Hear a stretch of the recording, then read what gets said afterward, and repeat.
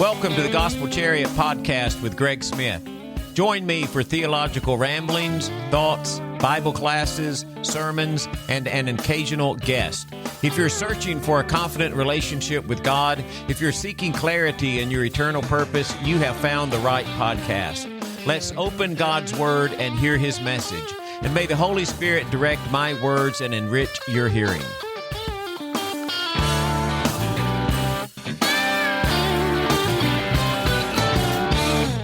All right, so Jesus said, "What do you want me to do for you?" That's a pretty pointed question. It's a pretty good question. There's a couple of times that Jesus responds to that, and the first time is with James and John, and the second time is with blind Bartimaeus. But what I want to talk about this morning for a little while is blind Bartimaeus. Is this thing on now? Okay, it sounds a little quiet. I just wanted to check. So Jesus is going into Jericho, blind Bartimaeus. He's sitting by the side of the road. He's a beggar. He finds out that it's Jesus coming by, and he starts shouting, "Lord, have mercy on me. Son of David, have mercy on me." And he shouts, and they try to get him to be quiet, and he won't be quiet. The more they tell him to be quiet, the louder that he shouts. Finally, Jesus says, "Well, call him over here." He comes over to Jesus, and Jesus says, "What do you want me to do for you?" I would imagine that most people passed blind Bartimaeus and they never even noticed he was there.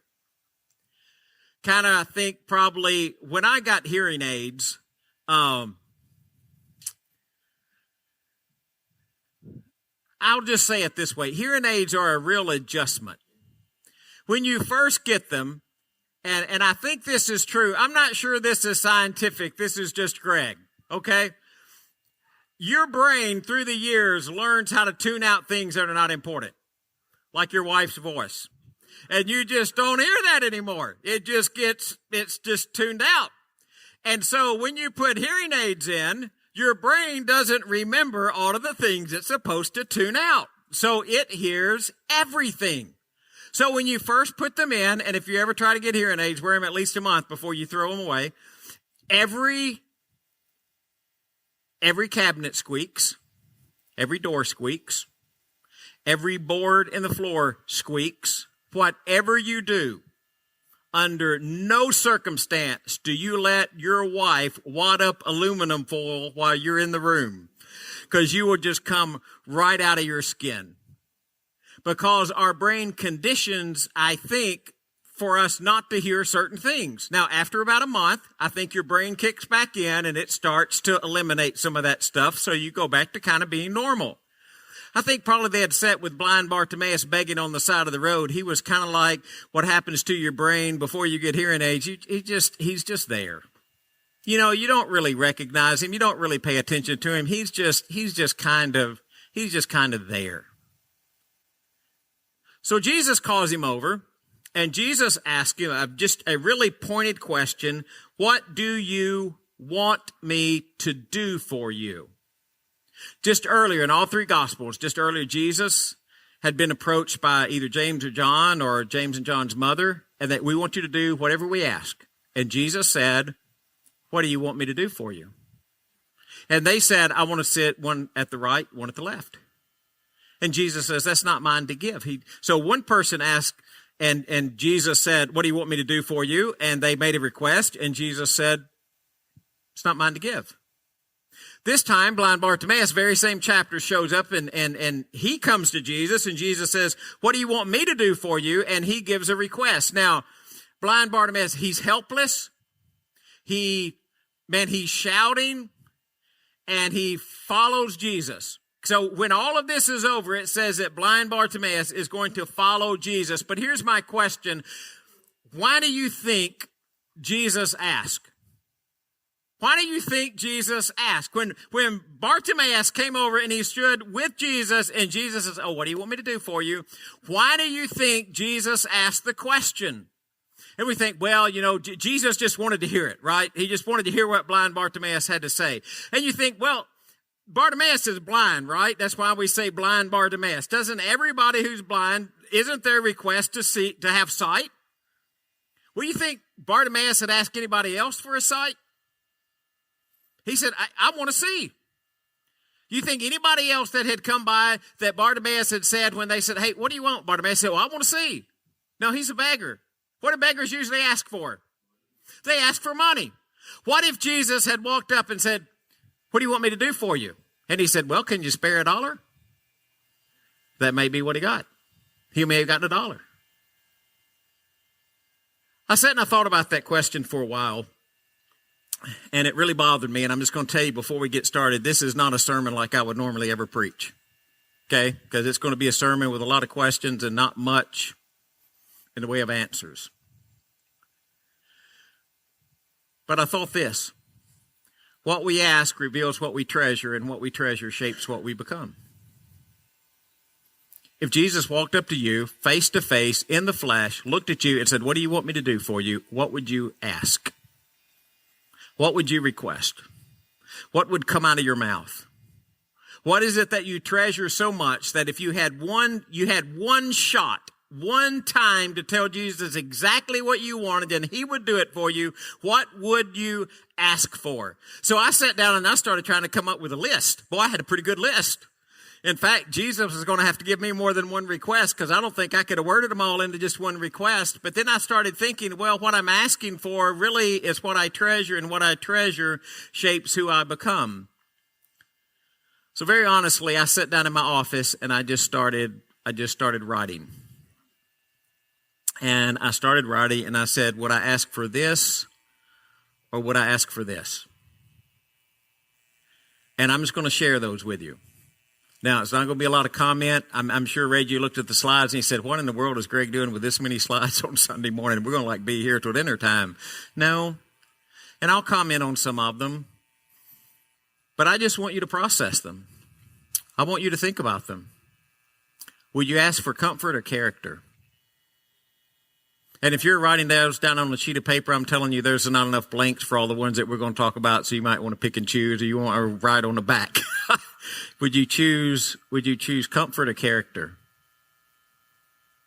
Would you choose happiness or holiness? Which one would you rather have? Would you choose for God to rescue you from every situation, or would you choose for God to refine you through every situation? Would you ask for certainty? That you knew exactly what was going to happen and when it was going to happen, and you knew exactly what was expected of you and exactly what you could expect in life? Or would you ask for trust in God no matter what comes along in life? Would you ask for success? Bigger house, bigger car, more money, more opportunities to travel, more times to see the world, more things to see in the world? Or would you ask that your heart would be surrendered to God and you would just surrender yourself to who God is? Would you ask for vindication? Or would you ask for mercy? Would you say, God, I need you to go out and I need you to take care of my enemies? Those tough Psalms that we read, we're going to do some lessons on those tough Psalms sometimes, where David is saying, God, I need you to go take care of my enemies. Or would you say, God, I just pray that not only would you have mercy on me, but that you would have mercy on others? Would you pray for ease? I want everything just to be easy. Or would you pray for endurance when times aren't easy? Would you pray for protection? Or would you pray for power? Would you pray that God watches over your life and cares for you and protects you by who he is? Or would you pray for the power to go out and change the world the way that you want the world to be changed? Would you pray for fulfilled dreams? Or would you pray for a surrendered will? Some of these get a little more personal. Would you pray for immediate answers? Or would you pray for patience to wait on God's perfect timing? Which would you ask for? And I'll talk about this one for just a second. You ever had one of those situations in life that you thought you knew exactly what you were supposed to get at exactly the moment you were supposed to get it? That you knew exactly what God should have done at a particular moment? And then what happened is it didn't happen at that particular moment, and then you found out later that maybe it was better that God did things on his timing instead of your timing? I remember right after I got out of school, I moved back home to go to graduate school, and I was always checking out. Back then, you didn't have things like we have now, but you were always checking, kind of these papers that would come out, or these different places you could look. They didn't really have all the internet kind of stuff, and you would hear about places who were looking for preachers. And I remember looking one time, and there was this place, Jackson Hole, Wyoming, was looking for a preacher. Now, I was about 20, 22, 23, fresh out of college, been thinking, man, I wouldn't mind trying fly fishing a little while, and I wouldn't mind killing an elk or two. Jackson Hole, Wyoming, that might not be a bad place to go. I remember writing them a letter, told them how great it was. They sent a letter back. You remember this, Dad? I promise you that job description was this thick. I remember two things. And if you're listening from Jackson Hole, Wyoming, I hope I'm not messing this up. If I do, I'll apologize later. But here are the two things that I remember being on there that I'm pretty sure they were on there. Number one is you lived in the top part of the church building, and if anybody came to the town who was a member of the church and couldn't find a hotel, you're supposed to put them up. I'm like, okay, that's one. I'm not so sure I want to sign up for that. I could have endured that one. It was the second one that really got me. You were supposed to shovel snow for that block. Now, I don't know how much that block was, but I was pretty sure that I wasn't really excited about shoveling snow. That was going to get in the way of my hunting and fishing time. So I remember deciding not to go to Jackson Hole, Wyoming. Now, I don't know if they would have had me. I just knew I don't want to follow that up. I just don't want to pursue that in any way. I'm just going to kind of stay right where I am, and I don't think Jackson Hole's the best spot for me. Now, something happened just a few months after that. You know what happened a few months after that, babe? All of a sudden, I find Diane's come back home from college for the summer, and I call her up. She asked me out on a date, and then it wasn't quite like that, but it's pretty close. And so then we started dating, and then 6 months later, she asked me to marry her. And I was like, and that is true. And I was like, okay, all right. So would it have been better for me to go to Jackson Hole, Wyoming? Okay, no. I know y'all will pause and think, if he says it would have been better for him to go to Jackson Hole, Wyoming, this is going to be a really bad Sunday. No, it is better that I stayed. Or times that I've had opportunities to go to churches and I thought maybe that's a church that I wanted to go to or should have gone to, and I didn't because the timing wasn't right. And I mean, I think it's fair to say, y'all do know I ended up here by mistake. Like it really wasn't a plan. I mean, I know y'all had people coming in who were trying out, and they were preaching with the aspect of trying out. When I came to preach, I wasn't trying out. I was just filling in. I was just like, Sidney Mears called me and said, hey, we needed a couple of people. It just kind of happened. Now, I'm very thankful for that 20 years later, but it wasn't planned. It was God's timing. It didn't really have anything to do with my timing at all. Do you ask for immediate answers or patience just to wait on God? Would you pray for or ask for success in your career? Whatever field that I'm in, I'm going to be highly successful. Or would you ask that no matter where I am in my career field or where I'm working, let me have the wisdom to influence the people around me for God's glory? Would you ask Jesus for a longer life? Give me more years? Or would you ask him for a life that bears eternal fruit, a life that makes a difference? Would you ask for a clear path? Or would you ask for deeper trust when the way is hidden? Because I'll be honest with you, what I want most of the time is just that really clear path, but what I need is the deeper trust when I really don't understand what's going on. Would you ask for protection from harm? Or would you ask for courage to walk through the fire? Would you ask him for relief from suffering? Or would you ask for the strength to endure it with joy? Would you ask for repaired relationships where everybody does exactly what you want, when you want it done, and the way that you want it done? Or would you ask for a heart of forgiveness that allows you to forgive and love people when they don't reach whatever your expectation is? What do you want? Would you ask for financial security? Well, I need a lot of cash in the bank. Need a lot of money. Need to know I'm going to be okay. Or would you ask for contentment no matter what's happening in your life? And the contentment to trust in the provision of God. There's this thing that I say sometimes, and I'm going to tell you again, even though you've had to hear it from me many times before, I want you to hear it again because I think it applies, is sometimes we have what we have because God knows that's all we can handle. Would you ask for escape from pain?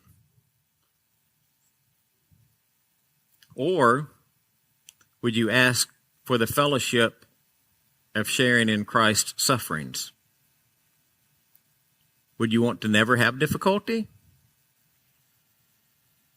Or would you want to learn from Jesus and suffer the way that Jesus suffered and share in the sufferings that he had on this earth? You want earthly recognition? Would you ask God, I want everybody to know who I am. I want them to recognize how important I am. I want them to recognize how smart I am. I want them to recognize how successful I am. And I need my name in the paper a couple of times, or maybe if I could be on the television. Maybe I could be an internet star or a social media influencer. I want everybody to know. Or would you just ask for the quiet approval of the Father? I didn't ask if I could use this story, and I hope it's Diane, I'm going to apologize first. All right? Diane is like, what is he going to say? I remember one time we were going to the Christmas parade. Do you remember this? And we're having a Christmas parade, and that's when we made the big float, and we went and we rode through Pleasant View, and we had the four-wheelers and the balloons, and we did all that stuff. And I remember I hopped out of the car out here, and I had a black Christmas hat on. You remember this, don't you, Dinah? And it was this black Christmas hat. Like, what do you call those hats? You know, it's got the little white ball on the top, and they're red. They're what? Santa hat? Okay. But I jumped out of the car, and they're supposed to be red, right? Okay. What color do I wear? Black, because that's what Diane says I look good as. That's what I wear. So I jumped out, and I got the black hat on, and I jump out of the car, and I remember Diana looks at me, and she said, I don't like that hat. And I said, it's okay, I'm not going home with you. Right? Now, the point of that is, whose approval was I looking for? Was I looking for Diana's approval? No. Whose approval was I looking for? Hot Babe's approval. There we go. Somebody got the right answer. Whose approval are you looking for? Are you looking for the quiet approval of the Father? You want a lighter burden? Not so much stuff to do, not so much stuff to carry? Or would you ask Jesus for strong shoulders to carry the cross? Would you ask for comfort? Or would you ask Jesus for the compassion to help those who are hurting? Would you ask for vindication against your enemies or a mercy that intercedes for them? Would you ask for open doors? God, just keep opening the doors. Just keep giving me another opportunity. Give me another thing to do. Or when the doors are closed, would you ask for faithfulness behind the closed doors? So that no matter what is happening in life, you're faithful to who Jesus is. Well, would you ask for calm seas? Would you be one of those guys on the boat with the disciples? Jesus is up there. You remember the story. Jesus is up there. He's just like asleep in the front of the boat, right? And I'm thinking, Jesus, how in the world can you be asleep in the boat when we got this storm going on? Would you ask for calm seas, or would you ask for the peace that steadies the soul in the storm, so maybe you could be the one who's sleeping in the front of the boat when the storms of life are crashing in on you. You want to be rescued from trouble, and this is similar to another one. You'll be rescued from trouble, or do you want God to use trouble to refine you? Our faith is more precious than gold that's refined by fire. And the way that God removes the impurities of our faith is that he refines them through trouble and trial. Do you want to be rescued from that, or do you want God to refine you through that? You want more resources, more ways that you can do stuff, more ways that you can accomplish stuff, more things at your disposal? Or would you just ask for a heart that trusts the provider, not the provision? You see the difference between those?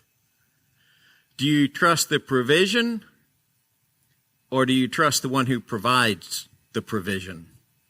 Because the one who provides the provision is more important than the provision that he gives. You want clear understanding? Man, I just want to understand everything. I don't want there to be any questions. Or would you ask for simple, strong, childlike faith when you're down wrestling in the mud?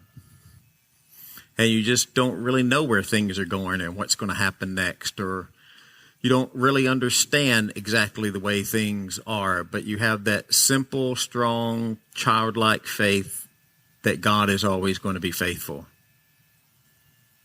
You want freedom from weakness? Y'all remember this one from Paul, right? Paul's got the thorn in the flesh, the messenger of Satan. What does he start asking? Take it away. Take it away. That's what we do. Take it away. And Paul asked 3 times, right? God, take it away. And God said, no, I'm not going to take it away because my power is made perfect in weakness. Do you want God to take it away, or do you want God's power to work through your weakness to create perfection? You want the storm to stop? Whatever storm you have going on in life, and at different times we all have different kind of storms that are happening. Is it about the storm stopping, or again, the kind of faith that can sleep in the boat during the storm? Even like Peter walking on the water, right? What are you asking for? You want the thorn removed like Paul did, or the kind of strength that blooms because of it? If you had gone through life without any difficulty, without any struggle, without any trouble, without any trial, how would you be different? Because some of the character that you have now, you would not have then. Man, you want a smooth road? Or you want holy scars that tell a better story? Most of us would say we want a smooth road, but we also carry a lot of holy scars that tell a better story. I remember when Houston was going to his internship up in Kentucky, and he got up somewhere around on I-65 up there around White House, I don't know, somewhere in that area.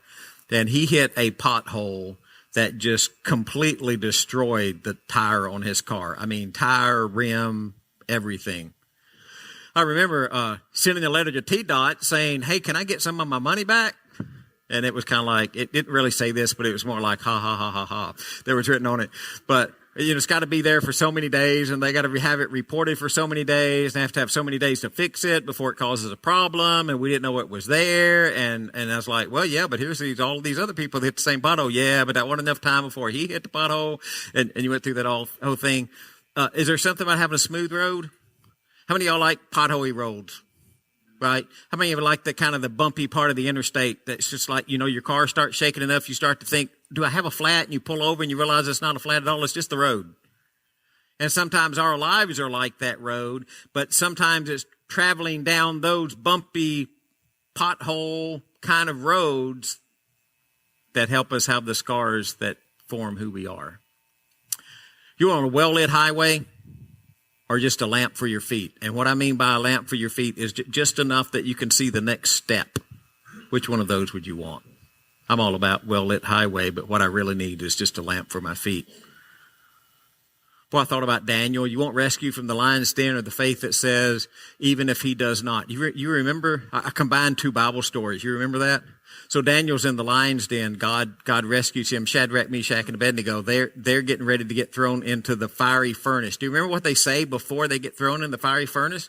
Our God will rescue us, but even if he doesn't, they knew God could. They just didn't know if God would. Is that the kind of faith that you want to have? You want to win an argument? Or do you want a heart that bleeds for the one that disagrees with you? You want a peaceful existence? Or do you want the armor of God surrounding you and you standing on the front line, ready for the battle, ready to stand for God? You want a trouble-free family? Woo!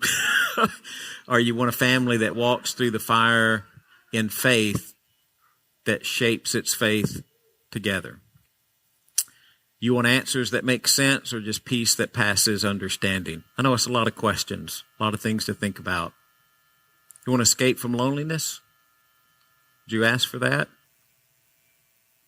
Or would you ask Jesus for intimacy with the friend who sticks closer than a brother? What we ask reveals what we treasure.